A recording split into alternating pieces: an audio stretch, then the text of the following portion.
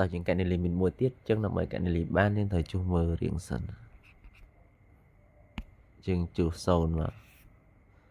ស្មើសេគុណ0បូកសេគុណ0បូកសេគុណ0ដល់3លើ0ចឹងយើងដឹងហើយសេគុណ0គឺស្មើនឹង1ចឹងវាស្មើនឹង1បូក1បូក1ដល់3លើ0វាស្មើនឹង3ដល់3លើ0ចឹងស្មើនឹង0លើ0ចឹង limit នេះមានរាងមិនកំណត់0ទៅ0យើងដឹងថារាងមិនកំណត់0ទៅ0ចឹងយើងអាចសេបានថា limit x ខិតជា0នៃសេគុណ x ដក1បូកសេគុណ x 2x ដក1បូកដក3យើងធាយដក1ដក1មកដើម្បីតម្រូវចូលរួមមុនសេគុណ 3x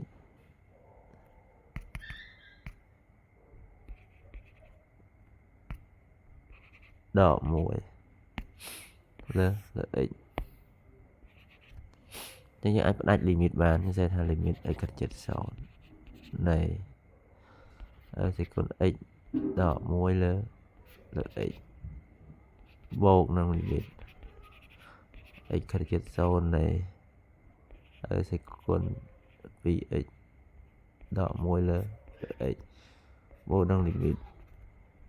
x ខិតជិត0នៃសេគុណ 3x ដក1លើ x ចឹងកណនីតទៅទៀតវាស្មើនឹងសេថា limit x ខិតជិត0នៃសេគុណ x ដក1លើ x បូកនឹង limit x ខិតជិត0នៃសេគុណ 2x ដក1លើ x អញ្ចឹងយើងដាក់ពីក្រោម2យើងគុណថែម2បូកនឹង limit x ខិតជិត0នៃសេគុណ 3x ដក1លើ x អញ្ចឹងយើងដាក់ពីក្រោម3គុណថែម3យើងកណនីមកចូលរួមមុនយើងកន្លែងនេះស្មើនឹង1កន្លែងនេះគឺស្មើនឹង1កន្លែងនេះគឺស្មើនឹង1ចឹងយើងសេអានថា1បូកនឹង1គុណនឹង2បូកនឹង1គុណនឹង3ជាងកណនីតទៀតស្មើនឹង1បូក2បូក3វាស្មើនឹង6ដូចនេះ limit a យើងដូចនេះ limit a យើងគឺស្មើនឹង